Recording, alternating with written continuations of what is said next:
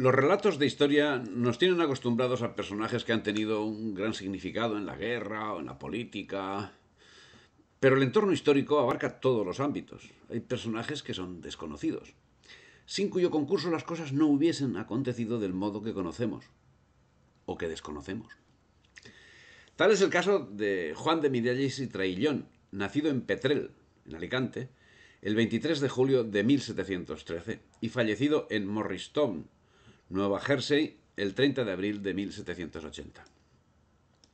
De oficio comerciante, con actividad que abarcaba todo el Caribe, y vecino de La Habana, desarrolló su actividad como espía, siendo que el 9 de mayo de 1762 emitió un informe en el que anunciaba la expedición inglesa que se dirigiría contra La Habana. Las comunicaciones del momento no eran como son hoy, y el 7 de junio desembarcaban los ingleses en la isla sin que la información hubiese llegado a destino. Por esas fechas estaba en curso la Guerra de los 7 Años, en la que España había entrado en 1761.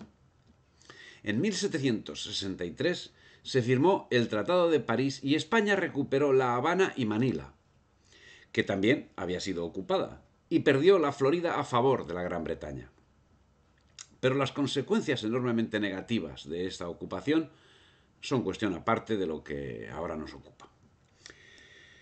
Quedó manifiesta la actuación de Miralles, que a partir de entonces iniciaría una importante labor comercial a partir de Nueva Orleans, que lo llevaría a iniciar importantes transacciones con la Florida y con los puertos ingleses de Charleston, Filadelfia, Nueva York y Boston, lo que le posibilitaría conformar un servicio secreto auspiciado por el capitán general de Cuba, Diego José Navarro, que lo nombró embajador para negociar con las 13 colonias y que desde Filadelfia sería el centro de espionaje extendido por los dominios británicos en el Caribe.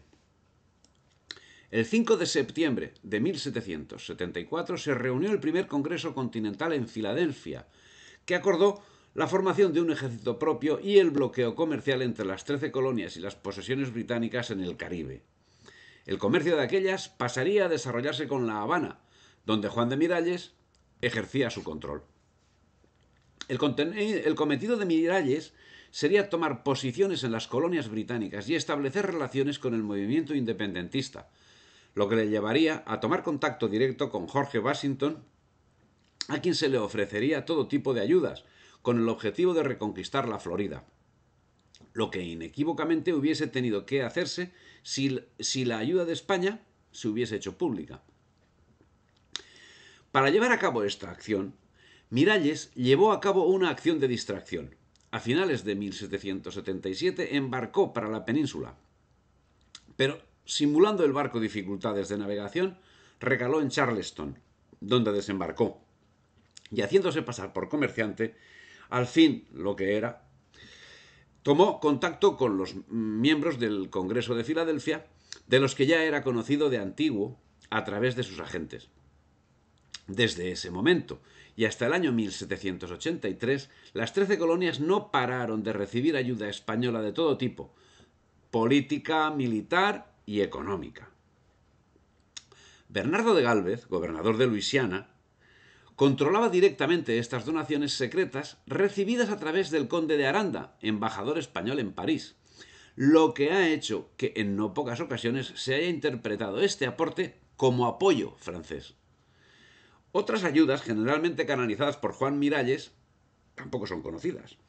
Pero para comprender la importancia de la ayuda financiera española, debemos considerar que en esos momentos la economía de las 13 colonias giraba en torno a los conocidos como Spanish Millet Dollars, siendo que los billetes emitidos en Filadelfia en 1776 se garantizaba al portador recibir 4 reales de a 8 españoles o su valor equivalente en oro o plata.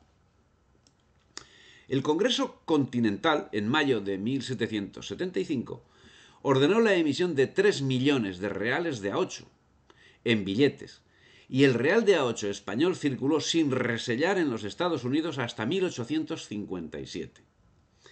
Y es que tampoco el sistema monetario estadounidense hubiese podido crearse sin el real de a 8, conocido también como peso fuerte y también conocido como duro.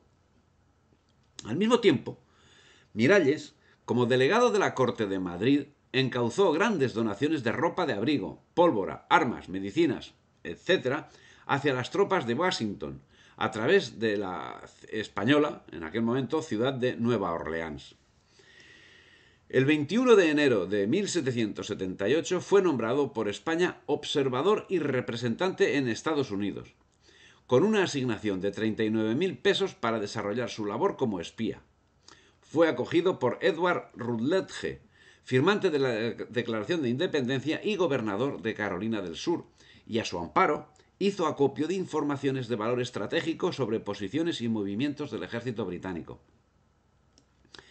Era el primer diplomático español adelantado en los nacientes Estados Unidos de América.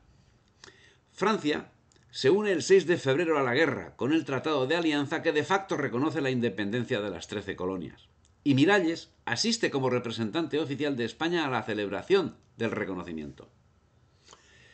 En marzo del 78, el ejército estadounidense recibía de España una donación consistente en 9.000 varas de paño azul, 18.000 varas de paño tinto de lana, 1.700 varas de paño blanco y casi 3.000 varas de estameña blanca, provenientes todas ellas de las fábricas de Alcoy, lo que significaba que toda la ropa de los uniformes del ejército de George Washington procedía de Alicante, así como otros envíos españoles consistentes en docenas de cajas y barriles con medicina, pólvora y fusiles.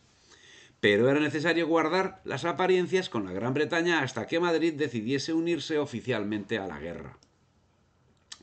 Franklin agradeció al conde de Aranda el suministro, gestionado por Miralles, de 12.000 fusiles que fueron puestos en manos de las tropas del general Washington en Morristown, cuyo ejército no llegaba a los 5.000 hombres. Pero la ayuda no se limitaba a eso, ya que se llevaban a efecto actuaciones militares en el Valle del Mississippi y en la Florida, lo que posibilitó el agrupamiento de las tropas inglesas.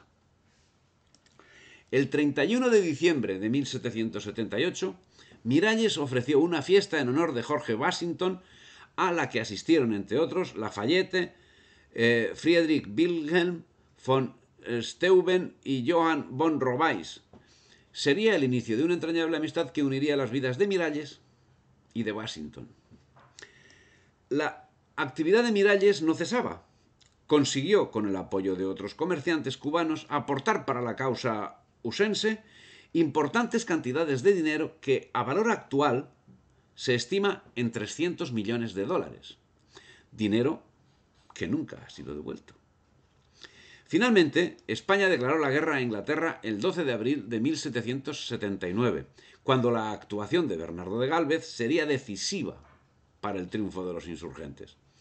El desarrollo de los acontecimientos llevó a Miralles a la localidad de Morristown, en Nueva Jersey, donde el mal tiempo, su edad y su estado de salud le hizo adquirir una pulmonía que lo condujo a la muerte el 30 de abril de 1780. Tenía 67 años. Fue atendido de la enfermedad en la casa de George Washington por la esposa y por el médico particular de este, y se le ofreció un funeral militar del ejército de los Estados Unidos al que asistió el Congreso estadounidense en pleno. La Royal Gazette de Nueva York describe la ceremonia. La procesión doliente ocupa 1 milla. Para el féretro, 6 oficiales de campo y 4 de artillería en completo uniforme. Un cura español oficia los servicios en el rito católico romano. La tumba está junto a la iglesia de Morristown. Por su parte, Washington dejó escrito: las atenciones y los honores rendidos al señor Miralles fueron dictados por la sincera estimación que siempre le tuve. Con el mayor placer hice todo lo que un amigo podría hacer por él durante su enfermedad. Debe ser de algún consuelo a sus familiares saber que en este país se le estimaba universalmente y del mismo modo será lamentada su muerte. Y dirigiéndose a su viuda, decía: todas las atenciones que me fue posible dedicar a su fallecido esposo fueron dictadas por la amistad que sus dignas cualidades me habían inspirado. Sin la actuación de Juan Miralles Traillón, el éxito de la campaña de Washington hubiese sido al menos cuestionable. Pero al fin los Estados Unidos son anglosajones Y en ellos el agradecimiento es un sentimiento que forzosamente les debe ser prestado por los demás y nunca debe ser prestado por ellos a los demás. Así, Alexander Hamilton, el secretario del general Washington, ocultó para la posteridad tanto la trascendencia de la ayuda española a la causa ausense como el respeto y amistad existente entre Washington y Miralles, algo que le era sobradamente conocido. Todas estas actuaciones de España, las de Miralles y otras como las del general Gálvez, fueron debidamente compensadas un cuarto de siglo después. Antes de finalizar el siglo, las relaciones con Inglaterra se restablecieron entre los Estados Unidos e Inglaterra. En 1791 intercambiaron embajadores. En 1794 firmaron un tratado comercial y de paz que sería roto por la guerra de 1812. Pero las disputas, de menor entidad, acabarían disolviéndose en beneficio común con el reparto de la España americana. Estados Unidos olvidaría pronto sus compromisos con España y pesaría más su espíritu anglosajón. Así, juntos Inglaterra y los Estados Unidos se volcarían al unísono contra España. Pero si España prestó todas esas ayudas a fondo perdido, no sucedería a la recíproca. Y si España ayudó a la separación de unas colonias, Inglaterra y los Estados Unidos no hicieron lo mismo, sino que promovieron la ruptura de una nación. España, que estaba en guerra con Inglaterra, facilitó bienes, armas, dinero, ejército a fondo perdido. Y su agradecimiento se circunscribe a haber dado el nombre del general Gálvez a una ciudad, de cuyo hecho incluso llegaron a olvidarse. La contrapartida en el mundo hispánico fue de otro color. En la Catedral de Quito está la tumba de Sucre. En ella figura una placa de agradecimiento por parte del ejército británico. ¿Qué tiene que agradecer el ejército británico? Supuestamente, ¿no debía ir el agradecimiento en sentido contrario? Inglaterra, que nominalmente era aliada de España, primero prestó dinero, armas y ejército a una agrupación de oligarcas que previamente adoctrinados en las logias masónicas de Londres abrieron camino para que el ejército y la marina británicos actuasen. Y esos préstamos conllevaban una hipoteca sobre todos los bienes raíces de América. Inglaterra se apropió de los tesoros acumulados durante siglos en los virreinatos. Se habla de hasta 2 billones de euros a valor actual. Y los nuevos estados independientes se hipotecaron hasta el extremo que algunas deudas llegaron hasta el siglo XXI. En la guerra de independencia de los Estados Unidos, los indios permanecieron al margen. En las guerras separatistas de la España americana participaron, cierto que tanto en un bando como en otro, pero mayoritariamente en el ejército español. En la guerra de independencia de los Estados Unidos, el ejército inglés estaba compuesto muy mayoritariamente por ingleses europeos. En las guerras separatistas hispanoamericanas, el ejército español estaba compuesto en su inmensa mayoría por criollos, indios y negros. En la guerra de independencia de los Estados Unidos, el ejército independentista estaba compuesto mayoritariamente por criollos. En el caso de Hispanoamérica, el aporte de tropas inglesas era abrumador. De esta actuación debe extraerse alguna lección. Y la historia no ha acabado, aunque los medios al servicio de los intereses británicos se obstinen en demostrarnos lo contrario.